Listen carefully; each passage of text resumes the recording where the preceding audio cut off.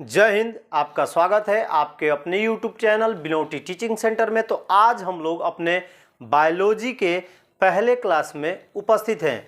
We are present in our biology classes. इस सप्ताह का ये पहला क्लास है। तो हम लोग अभी पढ़ रहे हैं श्वसन, दैट मीन्स रेस्पिरेशन। जैव प्रक्रम, लाइफ प्रोसेस में पहला पढ़े थे हम लोग न्यूट्रिशन, दूसरा पढ़ रहे हैं रेस्पिरेशन। तो ये जो है हम लोग श्वसन में पढ़ चुके हैं। श्वसन क्या है, श्वसन कितने प्रकार का होता है, अवायवीय श्वसन, वायवीय श्वसन और अवायवीय श्वसन, वायवीय श्वसन में अंतर। जिनको जो पहली बार देख रहे हैं वो पीछे की वीडियो जाके देखेंगे और उसके बाद इस वीडियो को देख के उनको समझ में आएगा कि वो क्या क्या इस चैप्टर में पढ़ चुके हैं। तो सबसे पहले जो भी पहली बार इस वीडियो को देख रहे हैं उस चैनल को सब्सक्राइब करेंगे तथा जो सब्सक्राइब कर लिए हैं वो ज़्यादा से ज़्यादा इस वीडियो को शेयर करेंगे, साथ साथ लाइक भी कर देंगे। तो आज हम लोग बात करने वाले हैं, हम लोगों ने बात किया था श्वसन क्या है, श्वसन के प्रकार, श्वसन के प्रकार में अंतर। अब हम लोग आज से शुरुआत करेंगे। हमारा आज का टॉपिक है पौधों में श्वसन, रेस्पिरेशन इन प्लांट्स। आपको पीछे बोर्ड पर दिखाई दे रहा होगा। हम लोग पढ़ेंगे कि पौधे श्वसन करते कैसे हैं। सबसे पहली बात, आप लोग पोषण में पढ़े थे तो पौधे प्रकाश संश्लेषण की क्रिया करते हैं। प्रकाश संश्लेषण की क्रिया द्वारा भोजन बनाकर ऑक्सीजन छोड़ते हैं। लेकिन श्वसन के लिए तो ऑक्सीजन जरूरी है, क्योंकि इसके पहले हम लोग पढ़े हैं कि श्वसन में ऑक्सीजन हम ग्रहण करते हैं और कार्बन डाइऑक्साइड छोड़ते हैं। लेकिन पौधे प्रकाश संश्लेषण की क्रिया में कार्बन डाइऑक्साइड लेते हैं, ऑक्सीजन छोड़ते हैं। यहाँ तो बात आ गई माथापेची वाली। लेकिन ऐसा कुछ नहीं होता है। प्रकाश संश्लेषण की क्रिया में पौधे सिर्फ कार्बन डाइऑक्साइड ग्रहण करते हैं और ऑक्सीजन छोड़ते हैं, लेकिन अपने श्वसन के लिए ऑक्सीजन ही ग्रहण करते हैं। उनको भी श्वसन की क्रिया के लिए, उनको भी सांस लेने के लिए ऑक्सीजन की ही जरूरत होती है। सिर्फ प्रकाश संश्लेषण की क्रिया में पौधे कार्बन डाइऑक्साइड ग्रहण करते हैं और ऑक्सीजन गैस बाहर छोड़ते हैं। लेकिन श्वसन की क्रिया एक ऐसी क्रिया है जिसके लिए ऑक्सीजन बहुत ही महत्वपूर्ण होता है। ये एक जीवनदायिनी हवा भी इसे कहा जाता है। तो पौधे जो है वो विसरण के द्वारा ऑक्सीजन ग्रहण करते हैं और ये गैसों का आदान प्रदान किसी एक जगह से नहीं करते, अपने पूरे भाग से ये श्वसन की क्रिया करते हैं। यानी पौधे जो होते हैं ऑक्सीजन को ग्रहण करते हैं जड़ों के मूल रोम से, पत्तियों के रंध्र से, तना के वात रंध्र से। यानी पौधे अपने संपूर्ण शरीर के द्वारा ऑक्सीजन ग्रहण करते हैं। उनमें हमारी तरह या जंतुओं की तरह एक विशेष स्थान नहीं होता जहां से वो श्वसन ग्रहण कर सके, लेकिन पौधे पूरे शरीर से श्वसन की क्रिया करते हैं या ऑक्सीजन ग्रहण करते हैं। तो चलिए मैंने लिखा है, अब देखते हैं इसको। पौधों में श्वसन, that means respiration in plants. पौधों में श्वसन गैसों का आदान प्रदान शरीर की सतह द्वारा विसरण क्रियाओं द्वारा होता है। दैट मीन्स डिफ्यूजन एक्टिविटी द्वारा होता है। पौधे पत्तियों के रंध्रों द्वारा, तनों के वात रंध्रों द्वारा, अंतरकोशिकीय स्थानों द्वारा तथा जड़ के मूल रोम द्वारा ऑक्सीजन ग्रहण कर श्वसन करते हैं और साथ साथ कार्बन डाइऑक्साइड भी छोड़ते हैं। क्योंकि श्वसन में हम लोग पढ़े हैं कि हम लोग ग्रहण करते हैं ऑक्सीजन और छोड़ते हैं कार्बन डाइऑक्साइड।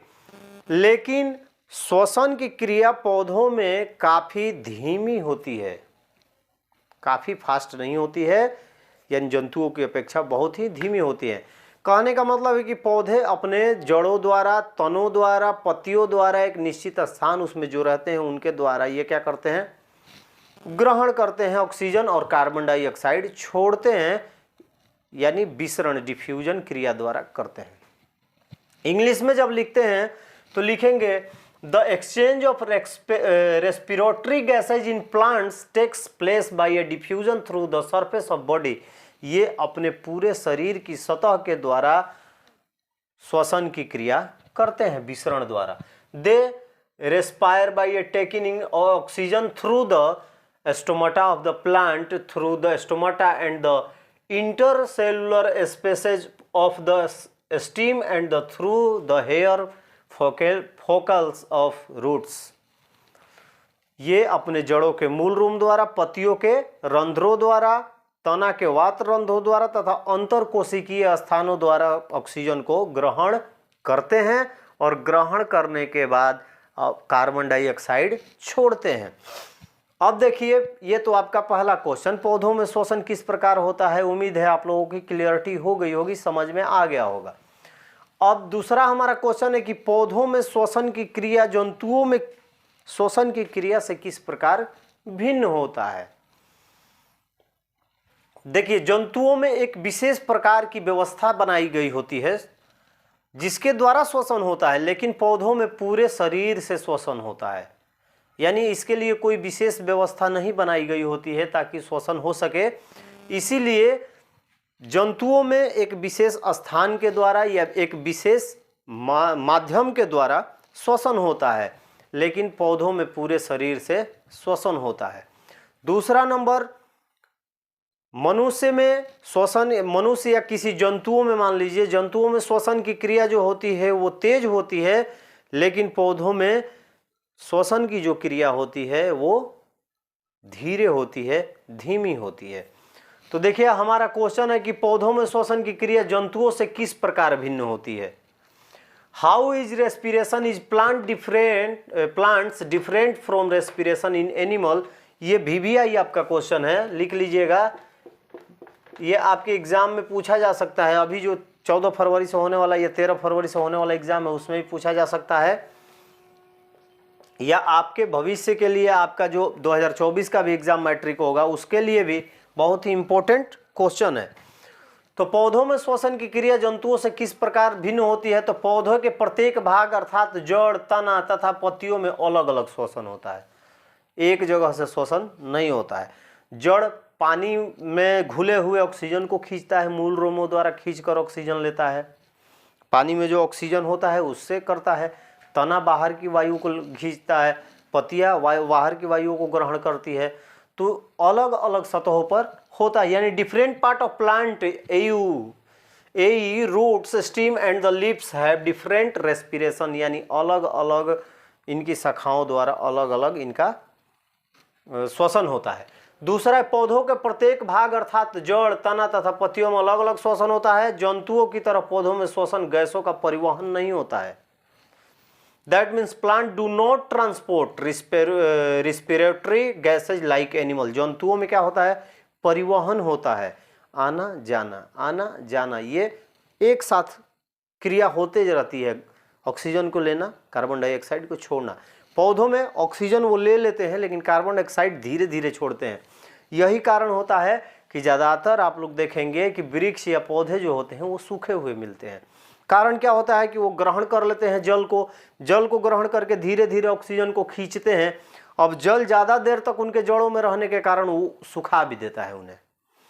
तो उनमें क्या होता है कि जंतुओं की तरह पौधों में श्वसन गैसों का परिवहन, आना जाना नहीं हो पाता, इसकी वजह से ये अंतर होता है। तीसरा होता है कि पौधों में जंतुओं की अपेक्षा श्वसन की गति धीमी होती है। क्या होता है, पौधों में जंतुओं की अपेक्षा श्वसन की गति जो होती है वो धीमी होती है, यानी स्लो होती है। That means respiration is slower in plant than in animal. हम लोगों का रेस्पिरेशन या जंतुओं का रेस्पिरेशन, ह्यूमन एंड एनिमल्स का जो रेस्पिरेशन श्वसन होता है वो तेज होता है। हम लोग सांस लेते हैं, छोड़ते हैं, लेते हैं, छोड़ते हैं, लेकिन पौधों में रेस्पिरेशन की जो क्या बोलते हैं उसका औसत दर जो है वो बहुत कम होता है, धीमा होता है। ये आपके दो क्वेश्चन आज हम लोग वायवीय व अवायवीय श्वसन के अंतर के बाद दो टॉपिक हम लोग पढ़े। उम्मीद है आप लोगों को समझ में आ गया होगा। तो चलिए इसको नोट कर लीजिए। अब पढ़ेंगे हम जंतुओं में श्वसन, रेस्पिरेशन इन एनिमल्स। तो कमर की पेटी बांध के तैयार हो जाइए और फिर हम लोग अब चलते हैं अपने क्रिटिकल टॉपिक की ओर। तब तक इसको आप लोग नोट कर लीजिए।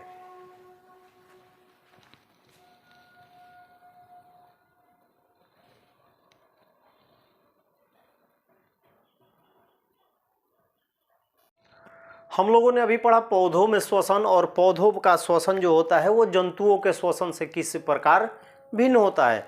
उम्मीद है क्लियरिटी हो चुकी होगी, आप लोगों को समझ में आ गया होगा। अब हम लोग पढ़ेंगे जंतुओं में श्वसन।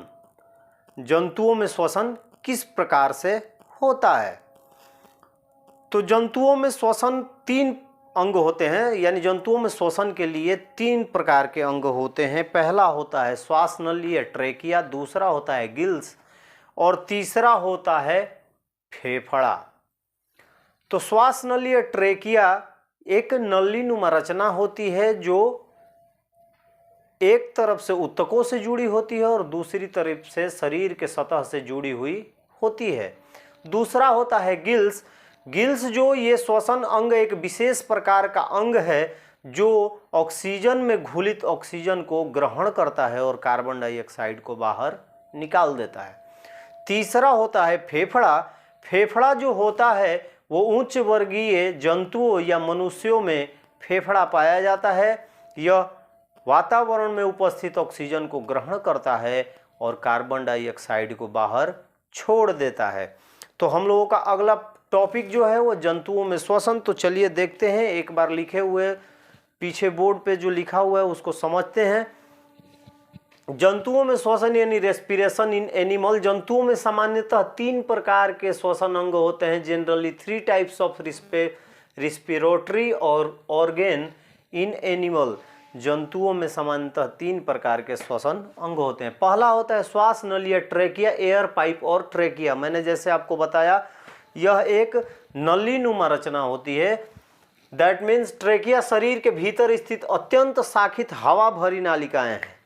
ये नालिकाएं होती हैं यानी ट्यूब टाइप की होती हैं, नालिका टाइप की होती है, लेकिन शाखित होती हैं, एक दूसरे को कहीं ना कहीं जुड़े हुए होती हैं, जो एक और सीधे ऊतकों के संपर्क में होती है, यानी शरीर के हर संपर्क के ऊतकों में छोटी छोटी नालिकाओं के रूप में वो जुड़ी होती हैं, तथा दूसरी ओर शरीर की सतह पर श्वास रंध्र द्वारा खुलती है, और जो है शरीर की सतह पर खुलती है श्वास रंध्र, यानी वहाँ से ऑक्सीजन ग्रहण करती है और पूरे ऊतकों तक हवा पहुँच जाती है।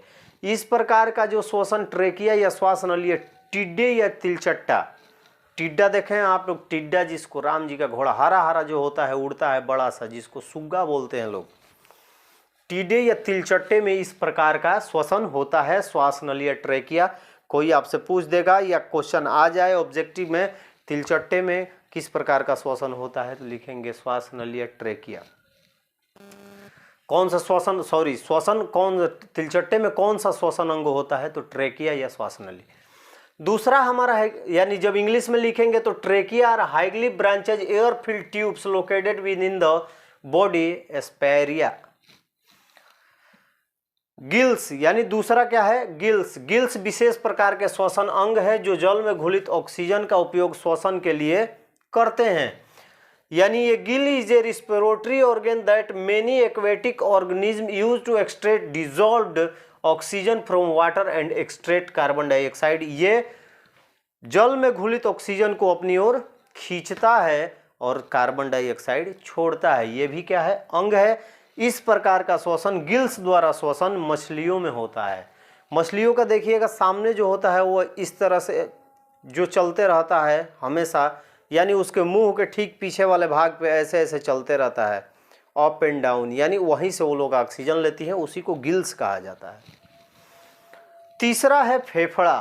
फेफड़ा मनुष्य तथा उच्च वर्गीय जंतुओं में पाए जाने वाला श्वसन अंग जो वातावरण से ऑक्सीजन ग्रहण कर कार्बन डाइऑक्साइड बाहर छोड़ता है, फेफड़ा कहलाता है। The respiration organ found in human and the higher animal which absorb oxygen from the atmosphere and release carbon dioxide is called lungs। श्वसन जंतुओं में 3 प्रकार के अंगों द्वारा होते हैं, ये आप लोगों को समझ में आ गया होगा। जंतुओं में श्वसन यानी रेस्पिरेशन इन एनिमल्स, इस टॉपिक के बारे में, तीनों के बारे में यदि आपसे कोई पूछे तो उम्मीद है कि आप कहीं भी बता सकते हैं, कहीं भी लिख सकते हैं। अब हम लोग कल पढ़ेंगे अपने अगले क्लास में बायोलॉजी के, मछली में श्वसन तंत्र या श्वसन की क्रियाविधि का वर्णन करें। ये आपके दीर्घ उत्तरीय प्रश्न में आता है।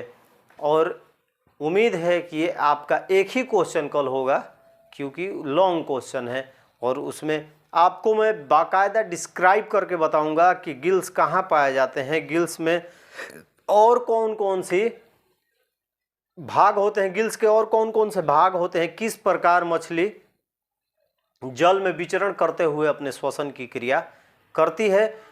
तो चलिए बिना देर की, यानी अब हमारा जो क्वेश्चन इस चैप्टर में आने वाला है वो बहुत ही क्रिटिकल आने वाले हैं। मछली का हम लोग पढ़ेंगे श्वसन तंत्र क्रिया विधि, उसके बाद पढ़ेंगे मानव का श्वसन क्रिया विधि, जिसमें आप लोगों को याद होगा कि मैंने जब आपका पाचन तंत्र यानी एलिमेंट्री कैनल पढ़ाया था, जब मैं आहार नाल पढ़ाया था, तो आप लोगों का 3-4 क्लास सिर्फ एलिमेंट्री कैनल ही चला था। उसी प्रकार से अब कल सिर्फ आप लोगों का मछली का श्वसन तंत्र की क्रिया विधि पढ़ाऊंगा, उसके बाद शुरू करूंगा मनुष्य के श्वसन तंत्र की क्रिया विधि, जो उम्मीद है कि आपको 2-3 क्लास तक चलेगा। तो चलिए इसको नोट कर लीजिएगा, सभी का सम्मान कीजिएगा, खुश रहिएगा, फिर मिलेंगे। जय हिंद।